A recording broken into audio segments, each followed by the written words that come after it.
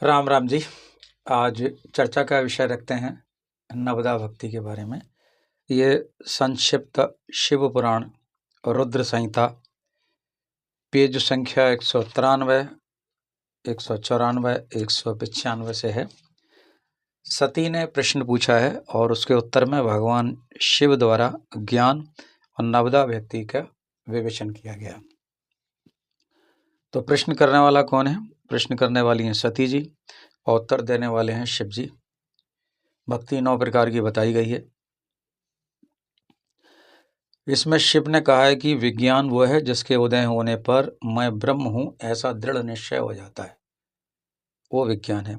ब्रह्म के सिवा दूसरी किसी वस्तु का स्मरण नहीं रहता, उस विज्ञानी पुरुष की बुद्धि सर्वदा शुद्ध हो जाती है।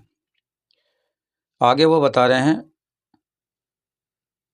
उस विज्ञान की माता मेरी भक्ति है जो भोग और मोक्ष रूपी फल प्रदान करने वाली है। वो मेरी कृपा से सुलभ होती है, यानी अगर भगवान की कृपा नहीं है तो आपको भक्ति सुलभ नहीं होगी।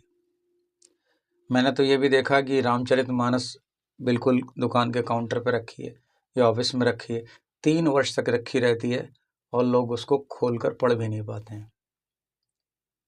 प्रभु की कृपा नहीं होगी तो आप नहीं पढ़ पाएंगे।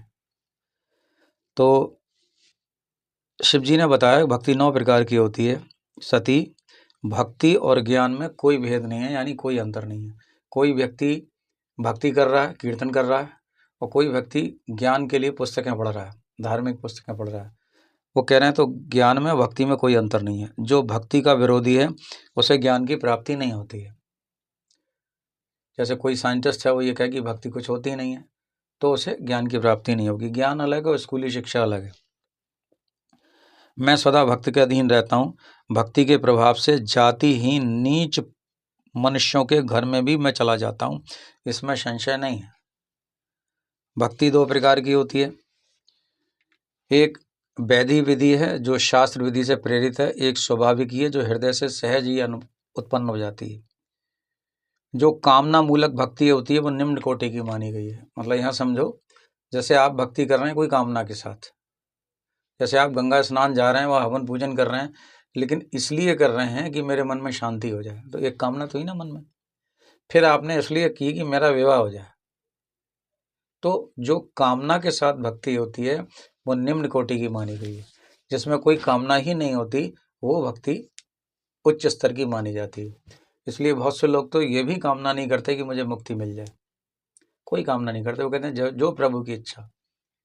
उदाहरण के लिए जैसे मान लो कोई 2 व्यक्ति हैं, उन्हें आपस में मित्रता है, किसी एक कारणवश से मित्रता खत्म हो गई, तो वो किसी मित्र को दोष नहीं देते, किसी व्यक्ति को दोष नहीं देते, समय को भी दोष नहीं देते। वो कहते हैं जैसी प्रभु की इच्छा।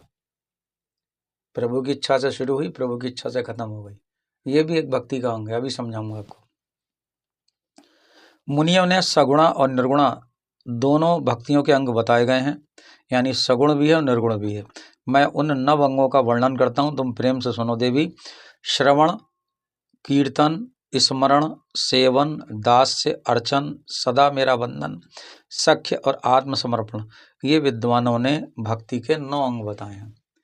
तो अब ये सर के ऊपर से निकल के समझ में ही नहीं आया कि ये भक्ति के 9 कौन से अंग हैं। तो अब समझाने का प्रयास किया इसी में डिटेल के साथ में।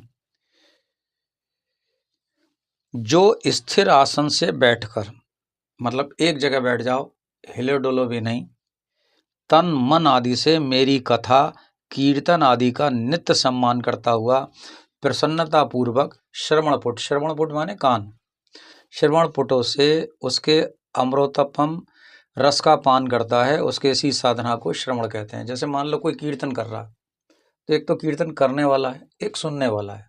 कीर्तन करने वाला एक होता है और सुनने वाले बहुत से होते हैं।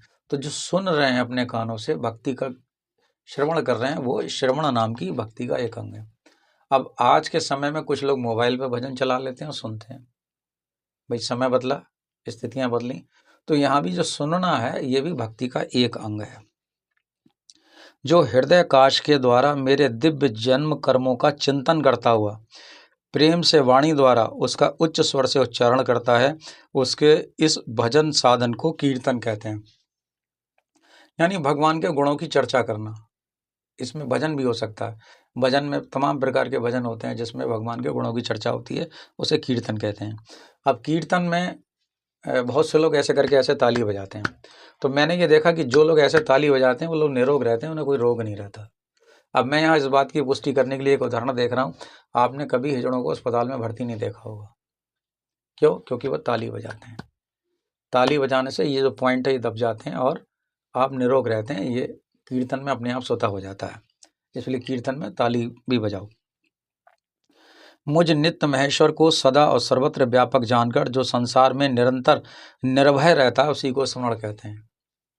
यानी जो ये कहता है कि मैं यहाँ शमशान में हूँ तो भगवान मेरे साथ है, मैं ट्रेन में हूँ तो भगवान मेरे साथ है, मैं ऑफिस में हूँ तो भगवान मेरे साथ है, मैं सुबह 10 बजे निकल रहा हूँ तो भगवान मेरे साथ है। भगवान का कोई भी स्वरूप हो सकता है, शिव भी हो सकता है, कोई राधे राधे कहता है, कोई कृष्ण जी कहता है।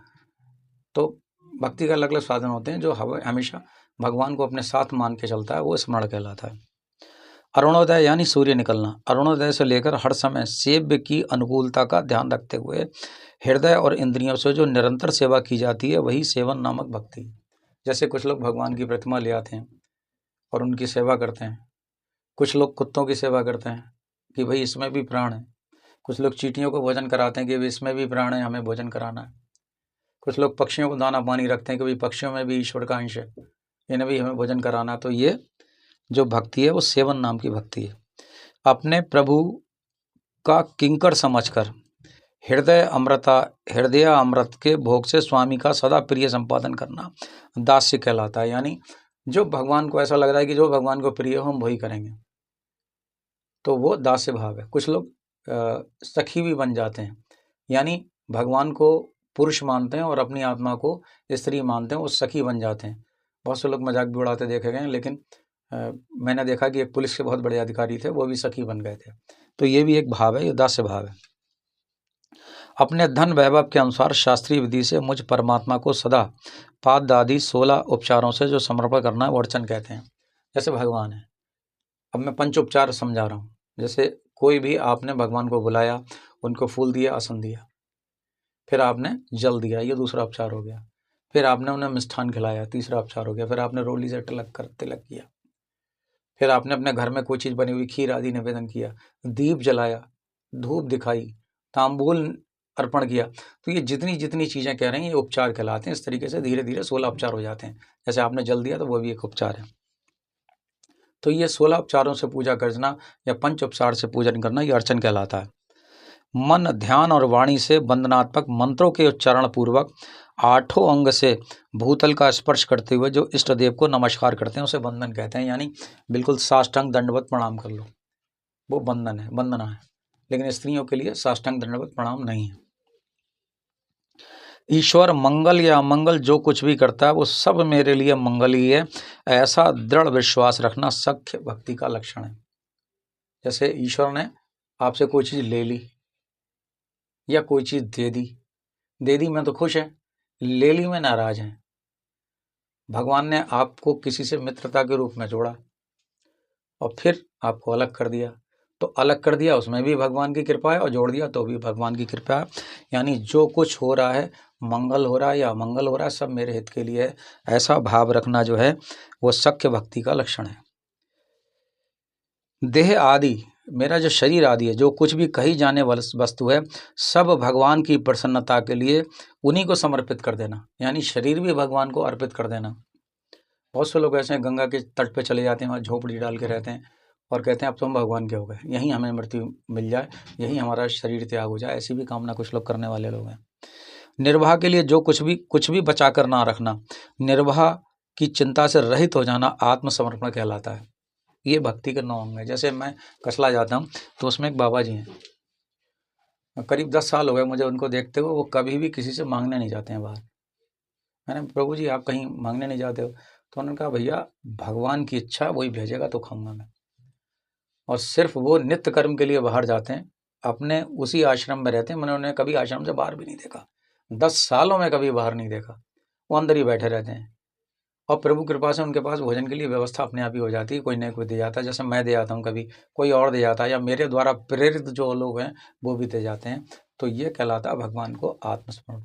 तो आज हमने संक्षिप्त शिव पुराण से आपको भक्ति के 9 अंग समझाए।